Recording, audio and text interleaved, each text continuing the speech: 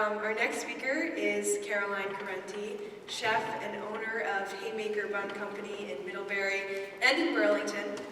Before pastry school in Paris, she worked in housing and financial education and holds a degree from UVM in Anthropology and African Studies. Caroline serves on the boards of Atria Collective and the Middlebury Co-op and lives here in town with her husband, her 2 sons, and her dog. Please join me in welcoming Caroline Corrente.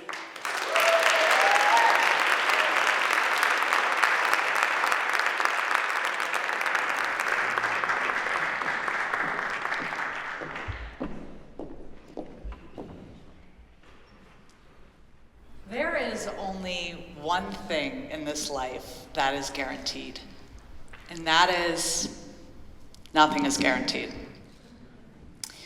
Curveballs will inevitably arise in work, in life, and within ourselves. And in those moments, I have always heard the words of Ross Geller from the 1990s iconic sitcom Friends, as he and his friends try to move a couch up a New York City staircase. I realize that a lot of you are not millennials and probably did not watch this show the hundreds of times that I have, so I'm gonna show it to you. All right, ready? Yeah. Turn. Okay. Turn. Turn. I don't think we can turn anymore. I just don't think it's gonna fit. Oh yeah, well, come on, up. Yes. Here we go. Pivot. Pivot. Pivot. Pivot. Pivot. Pivot. Shut up! Shut up! Shut up! So what you can see is that Ross means that sometimes in life we need to literally pivot. But I have heard his voice in the back of my mind at times when change needs to happen. Sometimes we're forced into a pivot, and sometimes that pivot ends up being the best thing that could have happened to us.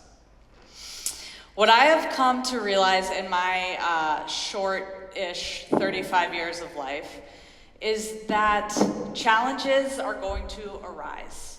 And when they do, we have a choice to make. We can either keep on going with the norm, we can throw our hands up in the air and give up, or we can pivot. So the year is 2011. I have just celebrated my 21st birthday, and I am at an outdoor bus stop with my friends in Accra, Ghana, waiting for a bus to take us up to the north of the country to go on what is proudly advertised as Africa's cheapest safari, which costed roughly 5 Ghanaian cedi or like $3 American. Would we see lions? Absolutely not. Would a monkey steal my toast off my breakfast plate the next day? You bet. Felt like a good deal. So currently, our bus was supposed to leave at 8 a.m. It is now noon. And every time one of us approaches, the desk to ask, when is this bus leaving? The man kind of looks at us and goes, any minute now. After 6 hours of waiting for this bus, we are told that we can finally board. So we get on the bus, and what my Ghanaian friend explains to me is that the bus has actually been there the whole time. What we were waiting for was an armed guard. He explained that the northern part where we were traveling to had become increasingly dangerous over the last few years. And any buses going up there had an armed guard because there had been instances where buses had been pretty much pirated. Their tires had been blown out, they had been boarded, and people on board had been robbed and sometimes raped and sometimes killed. And while this all gave me pause, I still felt really great in my decision to go on this $3 safari. So as we get onto this bus, I look around and I realize there is no guard on this bus. And as the driver loads on all of the luggage and shifts the bus into drive, I realize no such guard is coming. As he goes to pull away, every single Ghanaian woman that is on that bus stands up and starts screaming in Twi to stop the bus. None of them are going to risk possibly getting raped because they could not find a guard. So the bus driver stops, turns off the engine, and we wait. We wait for another hour or two until finally a guard comes on the bus, and then we take off. We are on this bus for 12 hours, and then we transfer onto a smaller little rickety trotro for another 4 hours. And these last 4 hours are hell. It is 100 degrees. The road is really twisty and turny, and there are potholes. I get car sick really easily. And by the end of this 4 hours, I am covered, lathered in my own sweat, caked with like the mud and dust from the road. And I'm not doing well, as you can see. So this moment, this one here, this is what I'm trying to bring you to. This is me, age 21, sitting on this trotro thinking, what the hell am I doing? See, I'm one of 3 girls raised in Concord, Massachusetts, which is an affluent suburb of Boston, where you're expected to be a high achiever. You are expected to make the honor roll and play the varsity sport and go on to the Ivy League college, or Middlebury. My husband, class of 06.5, likes to remind me regularly that mid is just as good as an Ivy. And so, how does this Caroline become, oh, no, not Ross, this Caroline? Because I decided back in high school, and then that the idea of overachieving in high school, and then overachieving in college, and then landing the consulting gig at McKinsey or whatever was good for some, it was not for me. So I did not major in business. I majored in African Studies and Anthropology, with the hopes of one day going into international work. And as I sit on this trotro, I reflect on the last 6 months that I've lived in Ghana, and I realize that while international work is incredibly impactful and important and rewarding, I am not cut out for it. So what am I cut out for? That's a really common question. A lot of you might be asking yourselves that right now.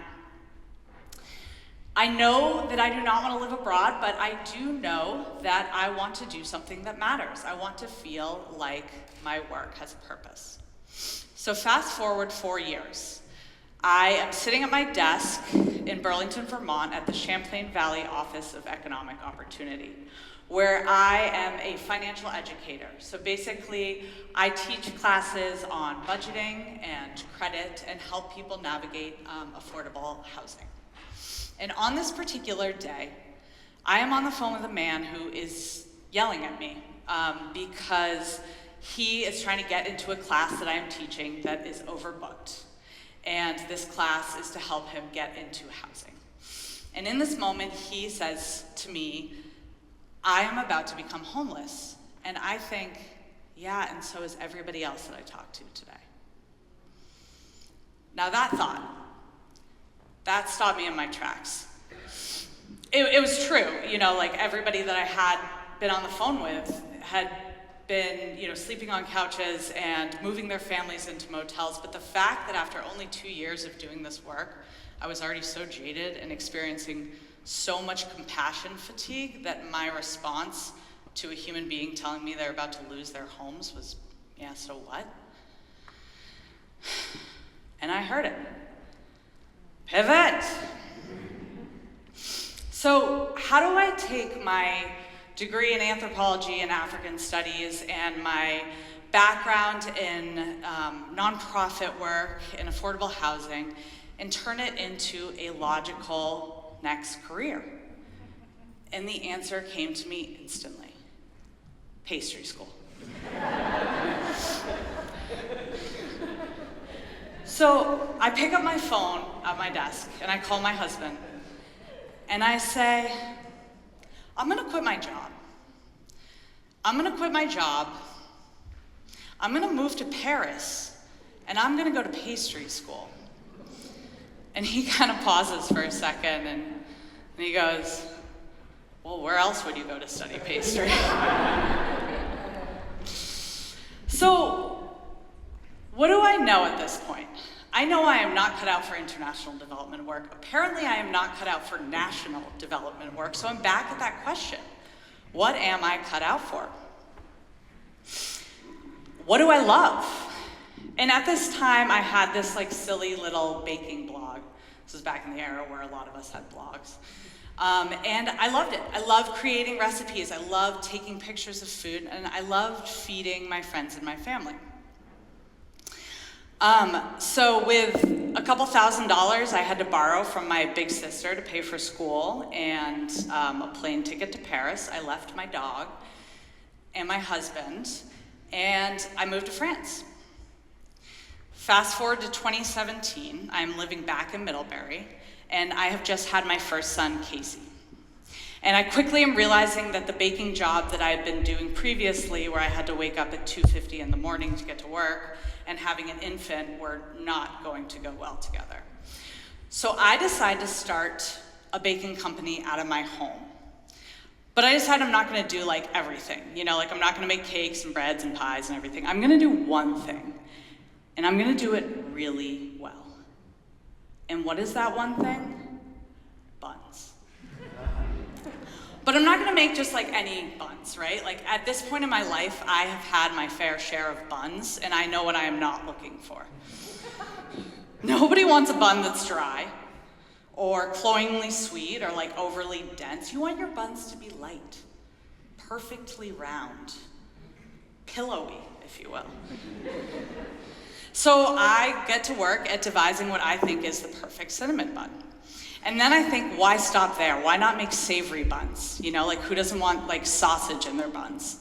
Let's make some chocolate buns drizzled with salty caramel. My mind literally spent all day and night just dreaming up bun flavor combinations and names. And funnily enough, I don't think I've ever been so exhilarated about anything. So I spent the next year driving my buns around Addison County, taking them to inns and co-ops and general stores, and working farmers markets and events and concerts, and literally just trying to get my buns in front of any potential customer. And this was it. That's how Haymaker started. Later that same summer, my husband and I found out about a restaurant location that was opening up in Middlebury that we loved. It was right on the Otter Creek. My husband had been a chef for the last 15 years, and we jumped on it. I would run Haymaker in the mornings, doing just buns and coffee, and my husband would run a modern Italian restaurant called the Arcadian at night. And our son, who is now 18 months old, would eat buns for breakfast and handmade pasta for dinner and live this like idyllic little Vermont life. And that's what we did, and it worked. We opened our doors at the end of 2018, and the community received us so well. And then 2020 happened. You all are starting to hear it too, right? Pivot! The pandemic upended us just like everybody else. We had to overnight change our business into online ordering only, figure out how to do takeout and delivery. We had to furlough our entire staff, and we had to figure out how to not get sick and keep our new business afloat, all while passing our son back and forth because now daycare was closed. And that's what we did, and we made it through. We got to the other side. But on the other side, something no longer felt right. See, my husband had been a chef working nights our entire relationship. And during the pandemic, he was at home at 7 every night because we were takeout only. And I realized something after a decade of being together. I actually really love this guy. And this thing we had been doing where I went to work at 4 a.m. every morning and he got home at midnight and we passed our child back and forth and hashed out some stressful business details in the middle of the day, it wasn't working. And I knew that it was either my marriage or a restaurant. And we chose our marriage. We shut down the Arcadian. And it was a really painful decision. I was terrified, that he would resent me. This had been his dream his entire career. I was worried that he wouldn't be able to find a job. And most of all, I was worried that there was no way I would be able to do this without him. I had serious imposter syndrome. He was the one who had been in this industry for so long. I was new to it.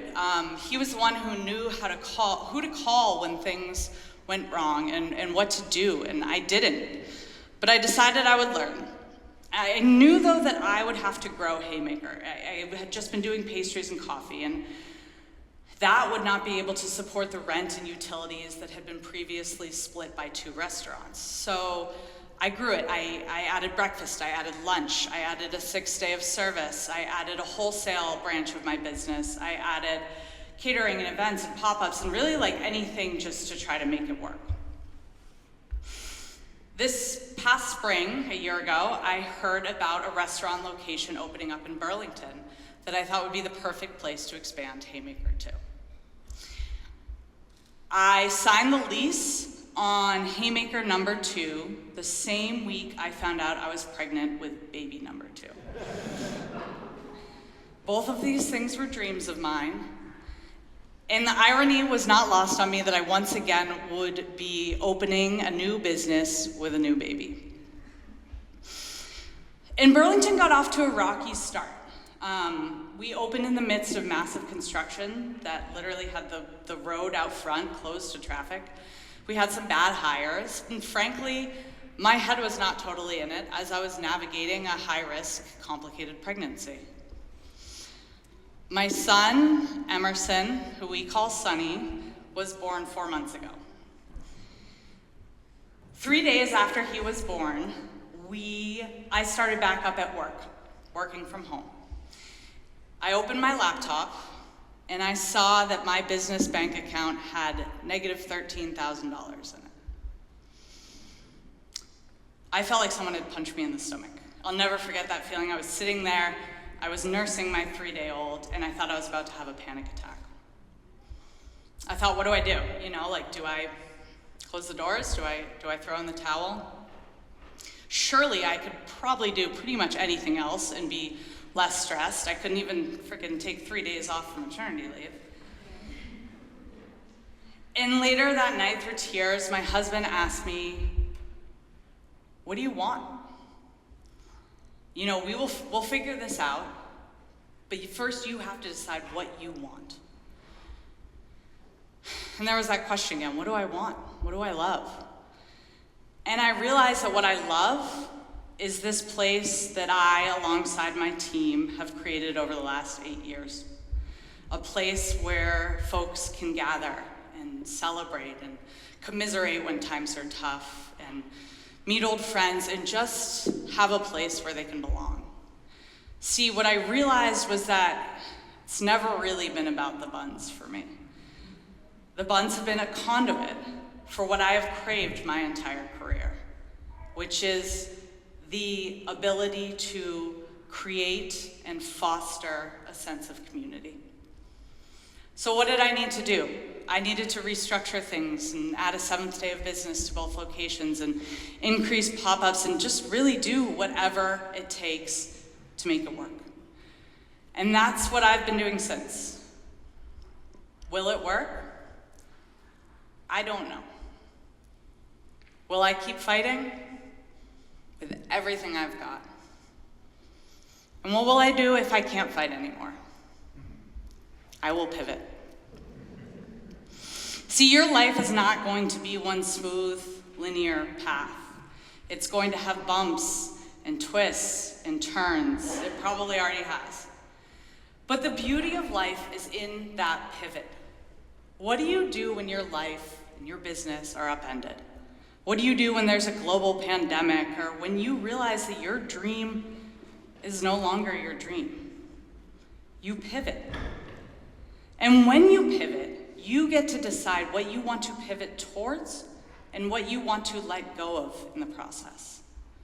So my hope for all of you is that when life throws you a curveball, you hear Ross Geller's screeching voice in the back of your mind, and you pivot.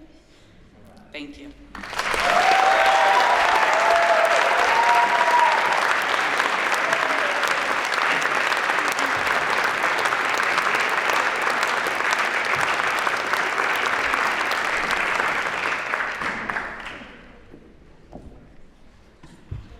Thank you so much, Caroline. I know we have a ton of Haymaker fans in the audience. Do we have any? Yeah, exactly. Yeah. Do we have any reflections from anyone in the crowd? Hi, I'm looking for, just because it's a simple observation, that a pivot contains the point that doesn't change, and that's the person who's making the pivot. So there's even though it sounds very scary to pivot, it gives me some comfort to think that at least I'm the axis of it. I don't want to follow that. No, mine is pretty shallow. I just thought that it was so interesting. A lifetime of watching Friends, she ends up really creating like Central Park. It all goes back to Friends.